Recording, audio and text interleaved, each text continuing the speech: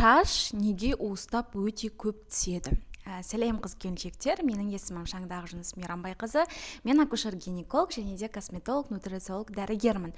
Бүгінгі тақырыпта осы жалпы қыз балалардың, қыз-келіншектердің ең үлкен проблемаларының бірі шаш түсу туралы талқылайтын боламыз. Егер де осы видео пайдалы болса, сіздерге міндетті түрде лайк басыңыз, менің каналыма тіркеле кетіңіз, осындай пайдалы ақпараттардың барлығын жіберіп алмас үшін. Және де қандай да бір сұрақтар болса, комментарий жазсаңыздар болады. Ал кеттік, осы видеоны соңына дейін тыңдаңыздар. Жалпы ең бірінші, шаш түсу кезінде өзіңізге көмек беру үшін любой кез келген проблемада бірінші біз себебін біліп алуымыз қажет, иә? Неге себебін жою арқылы сіз өзіңізге көмек бере аласыз. Я, себебін толыққанды жойсаңыз, толыққанды проблеманы шешуге болады. Ең бірінші, жалпы шаш не үшін өте көп түсуі мүмкін? Бірінші, жалпы көп түспес бұрын бірінші мына нәрсені айта кетейік. Күніне жалпы қыздарда, қыз-келіншектерде 100 талдан шаштың түсуі это норма, да? Ал енді қай кезде ол өте көп, яғни уыстап түсетін болса, бірінші, қай кезде түсуі мүмкін шаш? Бірінші причина бұл жүктілік және босанғаннан кейінгі жағдай, яғни емізіп жүрген келіншектерде. Енді жалпы практикамда көп жағдайда именно жүктілік кезінде емес, негізінде, яғни в основном босанғаннан кейін уыстап өте көп түсіп жатады. Бұл гормондық өзгерістерге байланысты, иә? Себебі неге? Өйткені босанған келіншек, ол ода не болады? Ол ода организм истощенный болады, көп қан кетеді босану кезінде. Сол кезде анемия, темір жетіспеушілікті анемия болуы мүмкін, иә? Организмі өте слабы болады, гормондық перестройка жүріп жатады, иә? Емізіп жүргендіктен пролактин гормоны көп бөлінеді.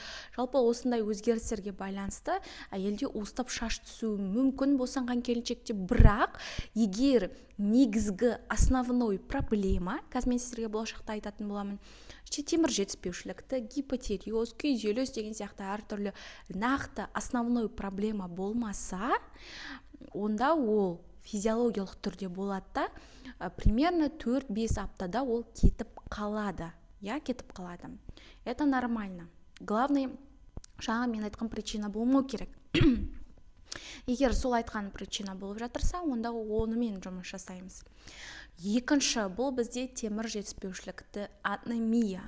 Бұл қазіргі таңдағы ең үлкен проблема. Көбісі онымен күресуге тырысып жатады, бірақ күрескеннің өзінде олар уақытша күреседі, иә?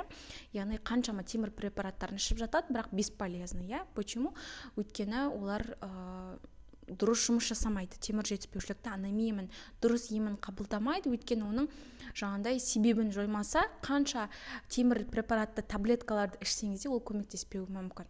Яғни бізде бұл темір жетіспеушілікті анемия шаштың өте көп уыстап түсуіне алып келеді. Ол не только шаштың уыстап түсуі, ол жерде өте үлкен проблемалар бар.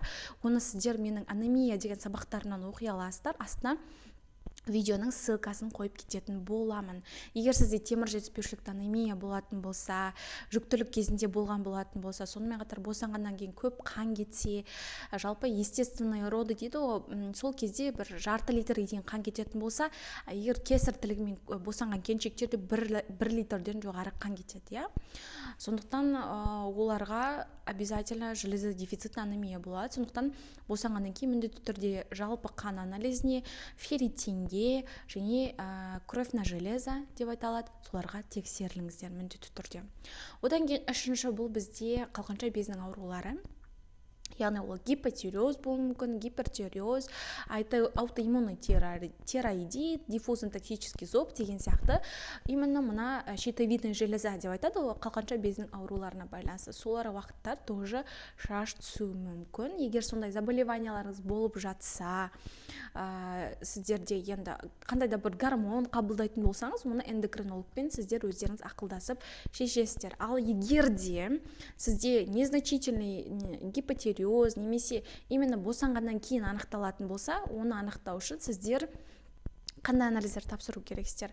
Кровь на ТТГ деп аталады, тиреотропный гормон, свободный Т3, свободный Т4 және анти-ТПО деген анализдерге тапсырасыздар. Оны мына жерге сіздерге қойып кететін боламын. Осы анализдерді міндетті түрде тапсырып, сіздер жаңағыдай эндокринолог дәрігеріне барып, осы анализдерді көрсетуіңіз қажет.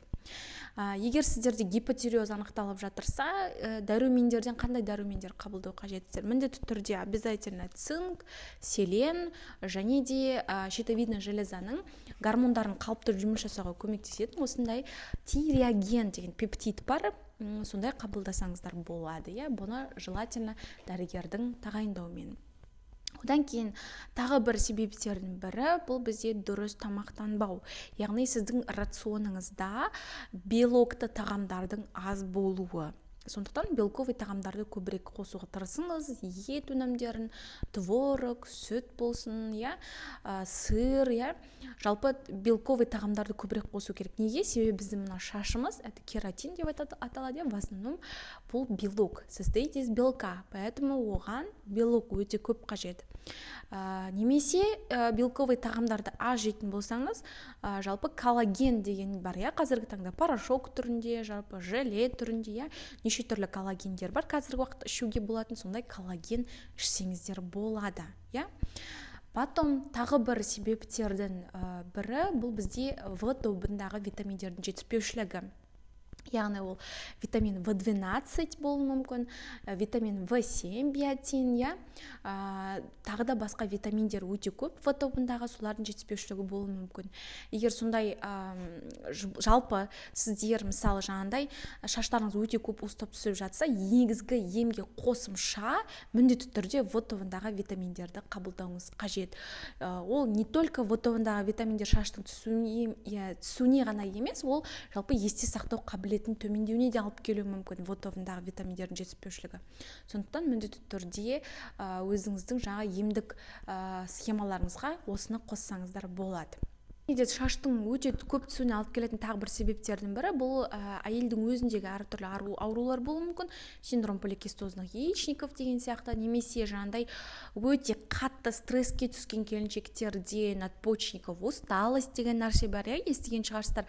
Әсіресе қазіргі таңда өте көптеген нутрициологтарды, диетологтарды, жалпы превентативный врачтарды тыңдайтын қыз-келіншектер болса, олар біледі.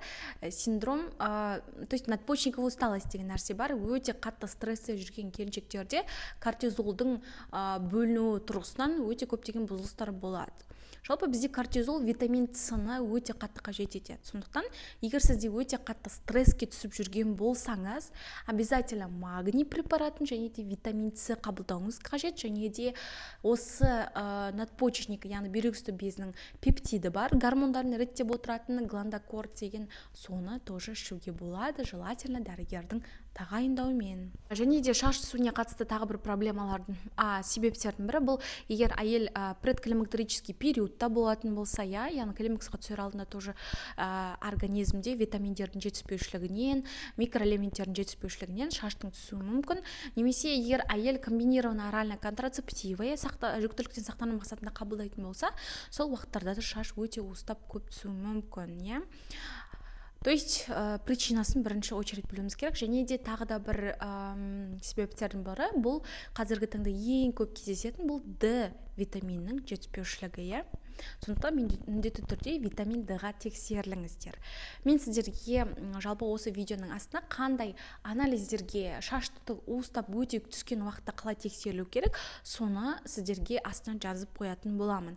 Яғни сізде бұл жерде шаштың түсуіндегі ем первопричина, яғни бірінші себепке байланысты болу керек.